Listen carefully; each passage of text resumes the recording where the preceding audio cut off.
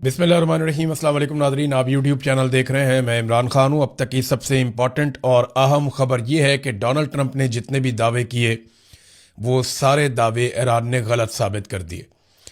Iran ने मुस्तरद कर दिया है और बातचीत के ऊपर बिल्कुल भी कोई बाजू नहीं पकड़ा रहा।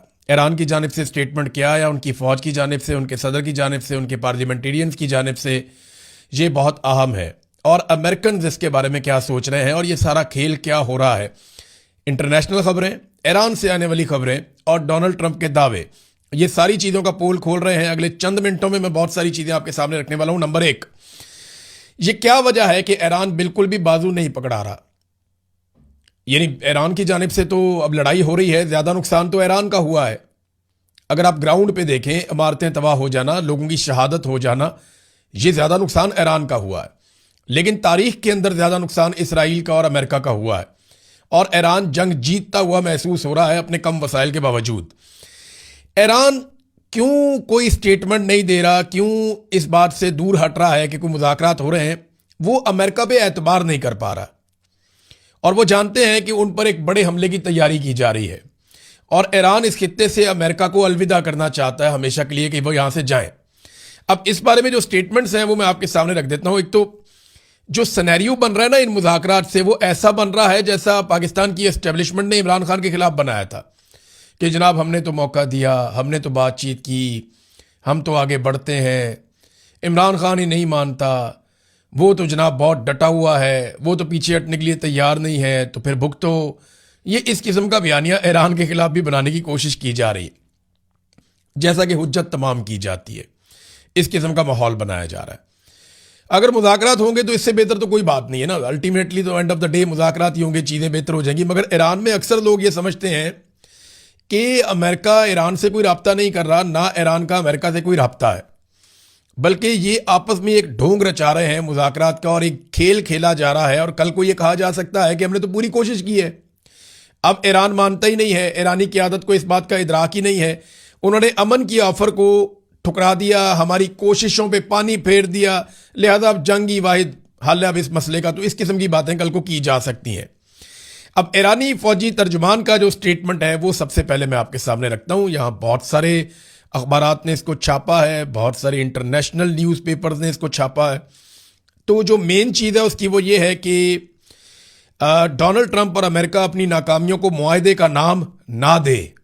ये तो पहला स्टेटमेंट है उनका कि आप मुआहदे का नाम दे रहे हैं, ये तो आपकी नाकामियां हैं और आपकी शिकस्त है। ये डोनाल्ड ट्रंप को और अमेरिका को उन्होंने कहा। ईरान की मुसल्लह अफवाज ने अमरीकी सदर ट्रंप की जानिब से मुज़ाकरात के दावे को मुकम्मल तौर पर मुस्तरद कर दिया और उसे हकीकत के मुनाफी करार दे दिया। लेफ्टिनेंट कर्नल इब्राहिम जुल्फ़िकारी ने अमरीकी दावों पर तबसरा करते हुए कहा कि क्या अमरीका के अंदरूनी इख्तलाफात इस हद तक बढ़ चुके हैं कि वो अब खुद से मुज़ाकरात कर रहा है, यानी अपने आप से मुज़ाकरात कर रहा है, उसके अपने अंदर इतने इख्तलाफात पैदा हो गए हैं। उन्होंने वादे किया कि अमेरिका को अपनी नाकामियों पर पर्दा डालने के लिए इसे किसी फर्जी मुआहदे का नाम नहीं देना चाहिए। उन्होंने दो टोक अल्फाज में कहा कि जब तक ईरान की मर्जी पूरी नहीं होती और आलमी मार्केट में तेल की पुरानी कीमतें बहाल नहीं होती, तब तक पुराना निज़ाम वापस नहीं आएगा। उन्होंने मजीद कहा कि हालात की बेहतरी सिर्फ इस सूरत में मुमकिन है जब ईरान के खिलाफ किसी भी किस्म की कार्रवाई का ख्याल अमरीकी हुकाम के ज़हनों से मुकम्मल तौर पर ख़त्म हो जाए। और पहले दिन से उन्होंने कहा जी हमारा एक ही मौक़िफ़ है, ईरानी अवाम और क़यादत अमरीकी पॉलिसियों के साथ कभी नहीं चल सकते। ये तो उन्होंने क्लियरली कह दिया कि जनाब कोई मुज़ाकरात नहीं और ये अमेरिका अपने आप से ही मुज़ाकरात कर रहा है, ऐसी कोई चीज़ नहीं हो रही।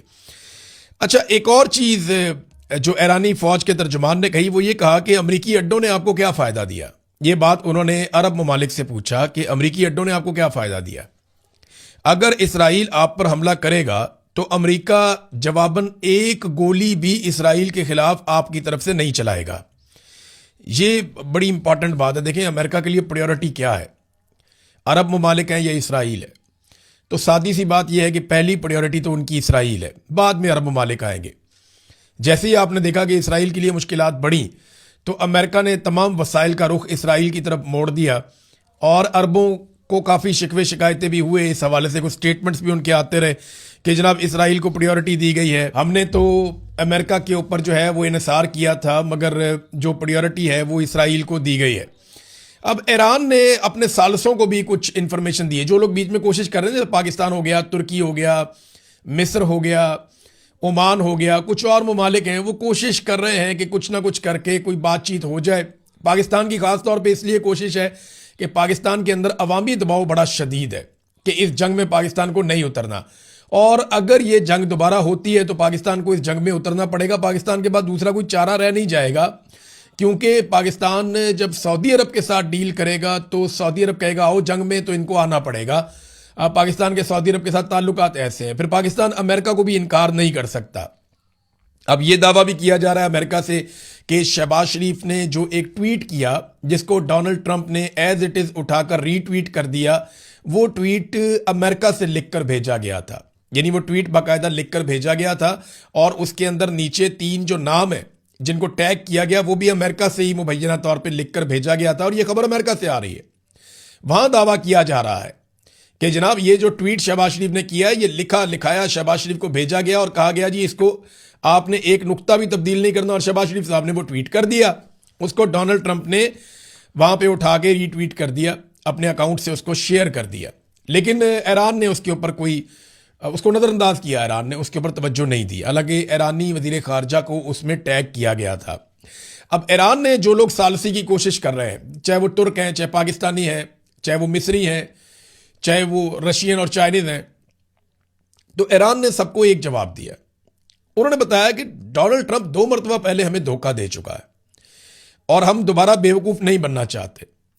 खित्ते में हालिया फौजी नकलो हरकत और जंगी तैयारियां, ये जनी जो कुछ भी इस वक्त खित्ते में हो रहा है, ईरान की इसके ऊपर नजर है। वो कह रहे हैं जंगी तैयारियां हो रही हैं, फौजी नकलो हरकत को हम देख रहे हैं। जो कुछ भी इस खित्ते में हो रहा है वो अमन और मुज़ाकरात की नहीं बल्कि एक जंग की तैयारी हो रही है। ये मुज़ाकरात की जो पेशकश है डोनाल्ड ट्रंप की जानिब से, ये महज एक चाल नजर आती है, यानी एक जंग का माहौल हो सकता है दोबारा से बनाया जाए, ये उन्होंने दावा किया। अब इसमें ना एक साबिक अमरीकी CIA के सरबराह है। देखें, अब भरोसा ट्रंप का इतना है कि ईरान ट्रंप पे भरोसा नहीं कर रहा है, ऐसी बात नहीं है कि सिर्फ ईरान नहीं कर रहा। ये साबिक अमरीकी CIA के सरबराह हैं जॉन ब्रेनन। इन्होंने स्टेटमेंट दिया लाइव टीवी पे आकर। इन्होंने कहा जी ट्रंप से ज्यादा ईरान की बातों पर मैं यकीन करता हूं। हकायक बार बार सामने आने के बावजूद ट्रंप उन्हें तस्लीम नहीं कर रहा। ट्रंप अपनी तख्लीक करदा शिकस्त से जान छुड़ाने की कोशिश में है। जो ट्रंप ने किया वो एक हार है, एक शिकस्त है, अब वो उससे जान छुड़ाना चाहता है। ट्रंप गलत कह रहा है कि ईरान मुज़ाकरात के लिए सिग्नल भेज रहा है। ट्रंप का यह दावा गलत है कि ईरान अमरीकी शराइत पर अमेरिका से बात करना चाहता है। ईरानी हुकूमत की जानिब से कोई भी ट्रंप से बात नहीं कर रहा, ये दावा किया है अमरीकी CIA के साबिक सरबराह जॉन ब्रेनन ने। बहुत काबिल आदमी है, बहुत तेज आदमी है, इसने अमेरिका के लिए सर्व भी किया है। वो कहते हैं जी मुझे ईरान पे ज्यादा भरोसा है, एतबार है, ट्रंप के ऊपर मैं एतबार नहीं कर सकता। अब जिस ट्रंप के ऊपर एतबार अमेरिका के अंदर साबिक CIA का सरबराह नहीं कर पा रहा, उस पर ईरान कैसे ट्रस्ट करेगा, ये है इंपॉर्टेंट बात। देखिए, फौजी तो मजीद पहुंचाए जा रहे हैं, मिडल ईस्ट में तैयारियां की जा रही हैं, और इसके ऊपर अब ईरानियों के स्टेटमेंट भी आना शुरू हो गए हैं। अब अगले मरहले में ईरान का जो जजीरा है खारक, जहां से ईरान अपना 90% तेल जो है उसको एक्सपोर्ट करता है, पूरी दुनिया में भेजता है, उसके ऊपर अमेरिकन कब्जा करने का सोच रहे हैं। अगर अमेरिकन ने उसके ऊपर कब्जा कर लिया, और ये खलीजी ममालिक ने और मुख्तलिफ सोर्सेज ने अमेरिका को बताया कि अगर यहां पर आप कब्जा कर लेते हैं तो इस स्ट्रेटजी के तहत ईरान को आप मफलूज कर देंगे। अब सवाल यह पैदा होता है कि क्या अमरीकी फौजी ये कर सकते हैं? देखिए, वो ये कर सकते हैं, ऐसा नहीं है कि वो ये नहीं कर सकते, हर चीज मुमकिन होती है, लेकिन इसकी कीमत बहुत भारी होगी। जब वो ये करेंगे तो उसके बाद वो वहां पे सस्टेन कर पाएंगे या नहीं, ये नहीं कहा जा सकता। जजीरे पे कब्जा करना कोई इतनी बड़ी बात नहीं है, वो उनकी जानें चली जाएंगी, उनका नुकसान हो जाएगा माली बहुत ज्यादा अमेरिकन का, बिल आखिर वो जजीरे पे कब्जा कर लेंगे।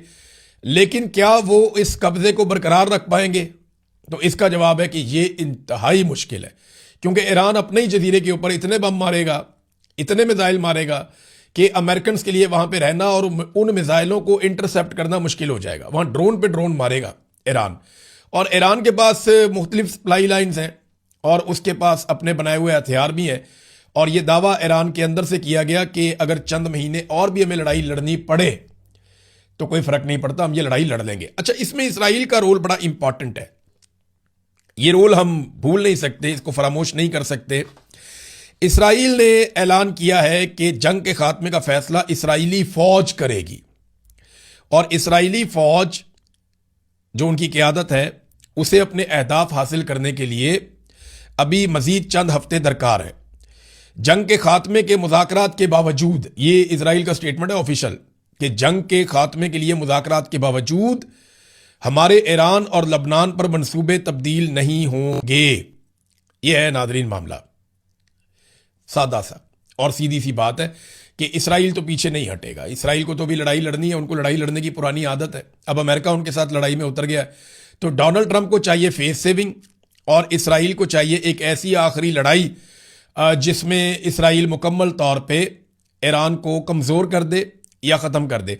अब यहाँ पे नाज़रीन, वॉल स्ट्रीट जर्नल ने कुछ ईरानी मुतालबात तहरीर किए हैं। उनका दावा है जी कि ईरान के मुतालबात बड़े सख्त हैं और इन मुतालबात की मौजूदगी में बहुत मुश्किल है कि मुज़ाकरात हों। बहरहाल ये हम मुतालबात देख लेते हैं जो ईरान के, इससे पहले भी मैं आपको इन्हीं मुतालबात के बारे में बार बार बता चुका हूँ। तो वो कहते हैं जी कि खलीज में या खलीजी ममालिक में कायम तमाम अमरीकी अड्डे ख़त्म किए जाएँ, नंबर 1। नंबर 2, वो ये कहते हैं कि ईरान पर होने वाले हमलों के बदले में तावान की रकम हमें दी जाए। नंबर 3, वो ये कहते हैं कि आबनाए हुर्मज़ में एक नया निज़ाम जिसके तहत ईरान को ट्रांजिट फीस जमा करने की इजाज़त हो वो भी दिया जाए। नंबर 4, इस बात की ज़मानत कि जंग दोबारा नहीं होगी। नंबर 6, हिज़्बुल्लाह पर इसराइली हमलों का खात्मा। नंबर 7, तमाम पाबंदियों का मुकम्मल खात्मा। नंबर 8, बगैर किसी पाबंदी के अपना मिसाइल प्रोग्राम बरकरार रखने का हक। अगर इस किस्म के मुतालबात ईरान करेगा तो अमेरिका के लिए मुझे नहीं लगता ये काबिल कबूल है। इस लड़ाई में अमेरिका और इसराइल के रास्ते बंद होते चले जा रहे हैं। ऐसा दिखाई देता है कि अभी मुज़ाकरात के बहाने को टाइम गेन किया जाएगा, दुनिया के अंदर एक तासुर कायम करने की कोशिश की जाएगी कि हमने तो बड़ी बातचीत करने की कोशिश की, हमने तो मुज़ाकरात करने की बड़ी कोशिश की, लेकिन ईरान मान नहीं रहा, तो हमारे पास जंग के अलावा रास्ता कोई नहीं है। और फिर ज़्यादा मुल्कों को लेकर हो सकता है कि ईरान के ऊपर चढ़ाई की जाए। फिर पाकिस्तान के ऊपर भी बहुत दबाव होगा, बहुत शदीद दबाव होगा। पाकिस्तान की जो हुकूमत है उसकी जो हमायत है वो ज़्यादातर खलीजी ममालिक के साथ दिखाई दे रही है, अमेरिका और इसराइल के कैंप में दिखाई दे रही है, जबकि जो पाकिस्तान की अवाम है उसकी हमायत वाज़े तौर पे ईरान के साथ दिखाई दे रही है। बहरहाल इसमें शहबाज शरीफ साहब का एक स्टेटमेंट है। शहबाज शरीफ साहब ने बात की है मोहम्मद बिन सलमान से, जो बातचीत हुई वो मैं आपके सामने रखता हूँ। कहते हैं जी, मैंने मोहम्मद बिन सलमान से बात की है, खादमैन हरमैन शरीफैन को ईद की मुबारकबाद दी है। मैंने सऊदी अरब पर हालिया हमलों की पाकिस्तान की जानिब से शदीद मजम्मत की है। मुश्किल हालात में सऊदी अरब के साथ पाकिस्तान की यकजहती और हमायत की तौसीक की है और उनको सराहा है, और मुमलिकत के तहम्मुल को सराहते हुए मैंने कशीदगी में फौरी कमी, दुश्मनियों के खात्मे, उम्मत मुस्लिमा के दरमियान इत्तेहाद की फौरी ज़रूरत पर जोर दिया है।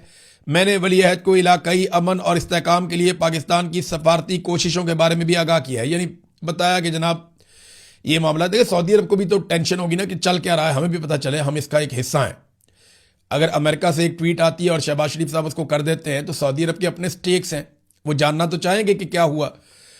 तो अब शहबाज शरीफ साहब ने MBS से बात की है। ईरानी सदर ने बाकायदा नाम लेकर तुर्की के सदर की तारीफ की है, क्योंकि तुर्की के सदर इसराइल के ऊपर बराह रास्त गोलाबारी कर रहे हैं ज़ुबानी, और वो सारी चीज़ों के लिए जिम्मेदार नेतन्याहू को करार दे रहे हैं, और बार बार ऐसा कर रहे हैं कि दुनिया के 8 अरब लोग भुगत रहे हैं नेतन्याहू की हटतरमी को, और वो नेतन्याहू को बुज़दिल भी करार दे रहे हैं लगातार। यानी जो तुर्क सदर उर्दगान है ना, वो स्कोर सेटल कर रहे हैं नेतन्याहू के साथ कि इसको मैंने नहीं छोड़ना। वो हर रोज़ एक स्टेटमेंट देते हैं नेतन्याहू के खिलाफ। तो इसमें जो है वो ईरानी सदर ने स्टेटमेंट दिया कि जंगजू सहूनी हुकूमत की मजम्मत में मेरे भाई रजब तैयब उर्दगान सदर तुर्किया का दो टोक और पुरज़म मौक़िफ़ काबिल सत्ताइश है। हमारे दोस्त और बरादर मुल्क तुर्किया की गयूर कौम ने कई सालों से उम्मत मुस्लिमा की उमंगों के साथ यकजहती में साबित कदमी से अपना किरदार अदा किया है। अल्लाह के फजल करम से हम ये फ़ख्र का रास्ता मिलकर तय करेंगे। तो अब ये जनाब ईरानी सदर जो है वो तुर्की को शाबाश दे रहे हैं। पाकिस्तानी वज़ीर आज़म ने कोई भी इमदाद अभी तक ईरान में नहीं भेजी। यानी बहुत सारे ममालिक ईरान को मदद भेज रहे हैं, वहाँ बहुत तबाही हुई है, लोग बहुत बुरी हालत में हैं। पाकिस्तान भी भेज सकता था, लेकिन अमेरिका और इसराइल की नाराज़गी के डर से पाकिस्तान ने ईरान को कोई मदद नहीं भेजी। हाँ, ये ज़रूर है कि शहबाज शरीफ साहब ने ये हुक्म जारी किया दूसरी मरतबा कि खलीजी ममालिक को जो खुराक की तरसील है या चीज़ें जो उनकी ज़रूरत की हैं वो तेज़ तरीन कर दी जाए, और जितनी ज़्यादा हो सकती हैं खलीजी ममालिक के अंदर खाने पीने की और दीगर अशिया भिजवाई जाए, उनकी तरसील तेज़ की जाए। हाँ, एक चीज़ और मैं आपको बताता हूँ कि यूएई के एयरपोर्ट्स के ऊपर पाकिस्तानियों के साथ जो सलूक हो रहा है, मुझे कुछ लोग जो आए वहाँ से उन्होंने बताया जी कि वो मुनासिब नहीं है। इंडियंस को और अमेरिकन को प्रायोरिटी दी जा रही है और पाकिस्तानियों को वो प्रायोरिटी नहीं मिल रही, बल्कि पाकिस्तानियों के साथ जो सलूक है वो हद तक आमेज है, बकौल उन लोगों के जो वहाँ से आए हैं और जो वहाँ से गुजरे हैं। नाजरीन, अब आ जाए, एक और हमला किया है इसराइल ने, और ये बड़ी अहम खबर है। इसराइल ने एक ऐसे मुकाम पे हमला किया है, ये बंदर अंजली है, यहां पे इसराइल ने हमला किया है। देखिए, ईरान का रशिया के साथ कोई बॉर्डर नहीं मिलता, बीच में कुछ ममालिक आ जाते हैं, यानी जमीन के रास्ते कोई सरहद इनकी नहीं मिलती। कजाकिस्तान, तुर्कमानिस्तान एक तरफ आ जाता है कैस्पियन सी के, दूसरी तरफ जो है वो आजरबाईजान आ जाता है, जॉर्जिया आ जाता है, आर्मीनिया आ जाता है, नीचे तुर्की है। तो ईरान की कोई सरहद बराह रास्त रशिया के साथ मिलती नहीं है। हाँ, कैस्पियन सी है, ये एक लैंडलॉक्ड किस्म का समंदर का एरिया है, और मैं यहां पे गया हूं, मैंने इसको देखा भी है। तो यहां से रशिया से बहरी जहाजों के जरिए सामान ईरान में आता है। ये छोटा सा समंदर का जो एक हिस्सा है, ये ईरान को और रूस को मिलाता है आपस में, कैस्पियन सी। तो यहां से एक तिजारती गुजरगाह है, और ये तिजारत होती है इसी बंदर अंजली पर, इसी बंदरगाह पर, जहां रशियन तरसील बहुत ज़्यादा बढ़ गई थी हालिया दिनों में। तो वहां इसराइल ने अटैक किया और वो कोशिश कर रहे हैं कि इस सप्लाई लाइन को काटा जाए। इस पर रशिया को शदीद तहफ़्फ़ुज़ात हैं। अब देखते हैं कि रशिया इसके बारे में किस किस्म का रद्दअमल देता है। तो एक तो खबर यह हो गई कि रशिया और ईरान के बीच में जो एक तरसील का रास्ता है उसको काटा जाए। अब दूसरी खबर मैं आपको देता हूं कि इसराइल का फौजी साजो सामान का एक बड़ा कंटेनर जो है वो मिस्र के एक बंदरगाह के ऊपर उतर गया। कैसे, ये जरा देखें। ये एक कंटेनर वाला जहाज है, और ये अलमनासा की एक रिपोर्ट है। वो रिपोर्ट ये बता रही है कि कंटेनर वाला जहाज MSC डेंट ये मिस्र में लंगरअंदाज हो गया है, जिसमें मुबैना तौर पर इसराइली दिफाई कंपनियों के लिए तैयार करदा फौजी ग्रेड का स्टील लदा हुआ है। यानी इससे वो गोला बारूद बनाते हैं इसराइली अपने इस्तेमाल के लिए। ये जहाज दीगर मुकामात पर एहतजाज और इनकार के बाद अब यहां पहुंचा है मिस्र में। अच्छा, इससे पहले ये जो जहाज है जो इसराइली फौज के ज़रिए इस्तेमाल स्टील लेकर आया था बहुत बड़ी मिकदार में असलाह साजी के लिए, ये जहाज यूनान, स्पेन, इटली और तुर्की जैसे ममालिक में इसने लंगरअंदाज होने की कोशिश की, लेकिन वहाँ पे जो मजदूर हैं, काम करने वाले कारकुन हैं, उन सब ने एहतजाज किया था और इसकी मुखालफत की थी कि हम इसराइल के लिए इसको नहीं उतारेंगे।